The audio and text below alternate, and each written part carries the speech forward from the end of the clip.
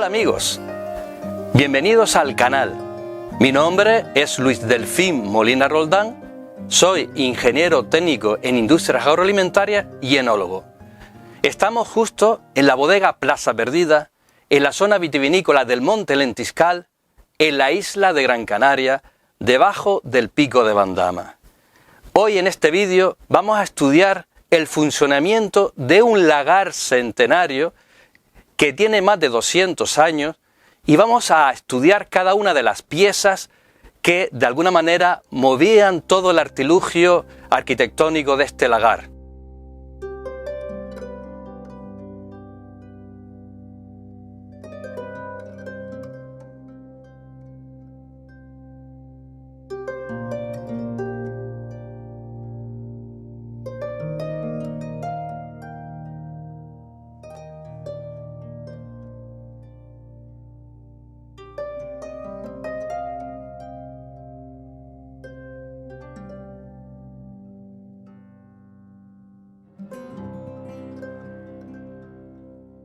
Para explicar el funcionamiento del lagar y las piezas del lagar, vamos a estudiar las tres prensas anteriores de esta prensa romana. La primera prensa fue el ser humano, que con su mismo peso iba pisando la uva con los pies.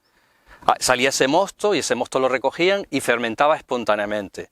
La segunda prensa fue un pellejo de un animal grande, que podía ser un buey o una vaca, donde metían directamente la uva y dos personas iban de alguna manera estrujando esa uva y saliendo ese mosto.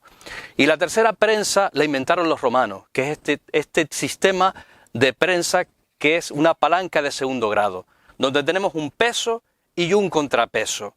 Este peso está formado por una piedra de cantería de una zona de Gran Canaria, de un pueblo de Gran Canaria, que es la cantería de Arucas, y está introducida dentro este palo que se llama husillo, que estaba de alguna manera labrado a mano, estaba tallado a mano, formando una tuerca. Y aquí teníamos realmente un orificio donde se metía una barra de hierro y dos personas iban dándole vueltas para subir a través del husillo, y en esa tuerca también tallada a mano, esa pieza que de alguna manera atraviesa la viga, que se llama patizuela. Entonces dos personas lo que hacían era subir directamente este husillo para ejercer la presión que después veremos dentro del lagar, dentro de la prensa del lagar. Lo más curioso de este lagar centenario es la viga central. La viga estaba construida con 4 troncos de pino canario de más de 50 años, con una longitud aproximadamente entre 10 y 12 metros, traídos de las cumbres de Gran Canaria en esos bueyes o en esos mulos, aquí directamente a esta bodega Plaza Perdida.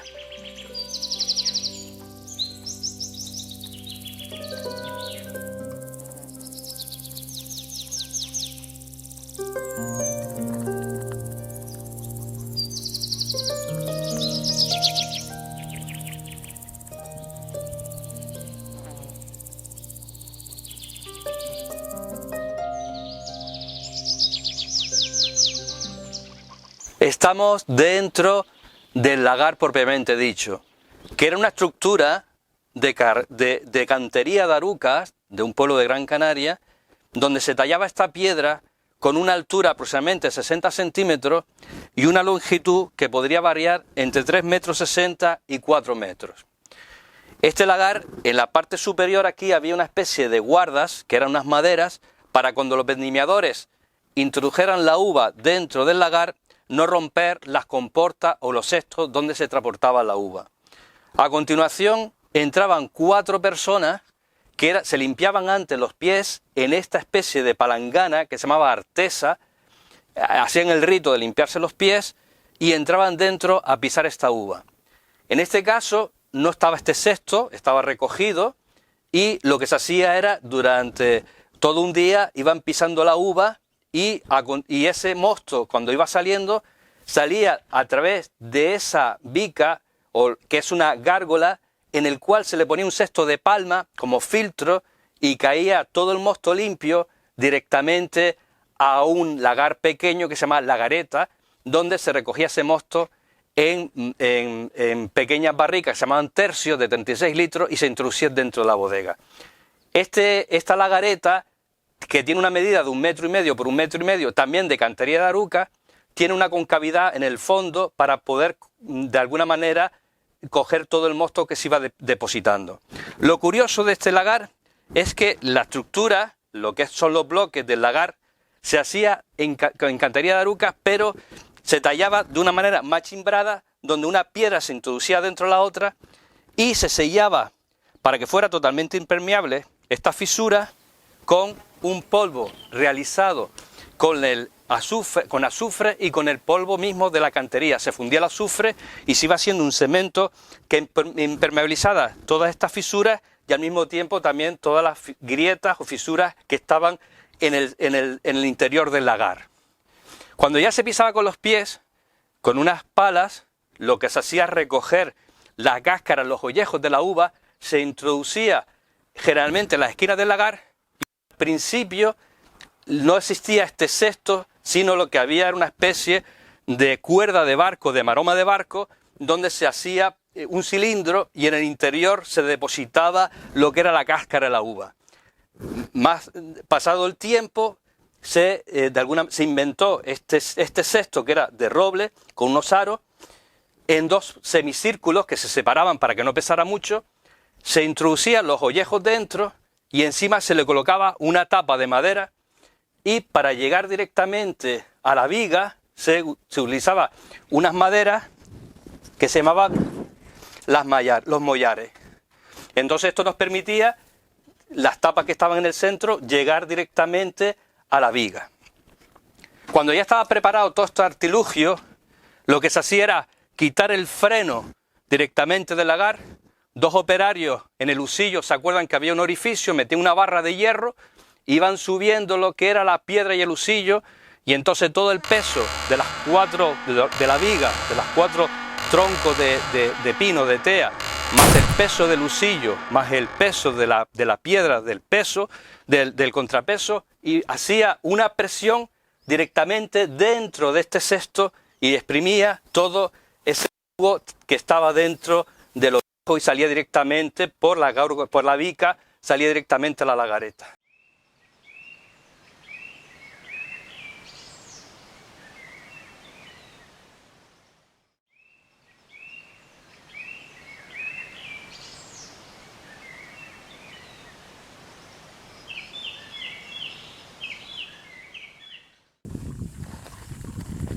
Buenas tardes.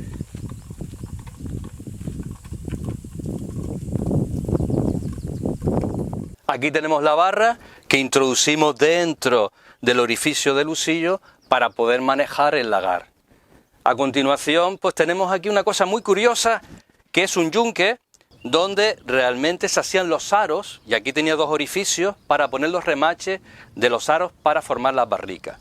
Y lo más curioso, tenemos aquí una pieza que es un clarificador. Los vinos antiguamente y actualmente, los vinos tintos de calidad, se limpiaban, se clarificaban con clara de huevo, con albúmina de huevo. Se utilizaban 2 claras de huevo por cada 100 litros de vino. Entonces se introducía a punto de nieve, se introducía dentro de la barrica y con este aparato, con este artilugio, lo que hacía era removerse dentro de la barrica todo el vino. Lo más curioso de esta barrica, de estos bocois, que tenían 2 orificios o 3 orificios, y estos orificios se le llamaban, este es el orificio para colocar lo que era la llave, imagínense qué depósitos tenían antes con este tipo de llave, y este orificio se le llamaba suspiro. ¿Por qué? Porque aquí se iba llenando la barrica de mosto hasta llegar a este orificio que se quitaba el tapón, salía el mosto por aquí, y cada vez que se metía 1/3, que era esa barrica de 36 litros que transportaba los bodegueros directamente a esta barrica que se introducía por los foniles, se iba marcando con una tiza, se iba marcando la cantidad de tercios y de quién eran los tercios, porque eran lagares mancomunados para saber después la cantidad de mosto, porque no se pesaba la uva en kilos de uva, sino en cantidad de tercios. ¿Por qué se utilizaba este orificio? Porque si nosotros llenamos la barrica hasta arriba, cuando fermentaba, por capilaridad se vaciaban todas las barricas. Entonces había que llenarlas directamente solo hasta este orificio. Y ahí ya se dejaba de llenar la barrica y se iba directamente a la otra barrica.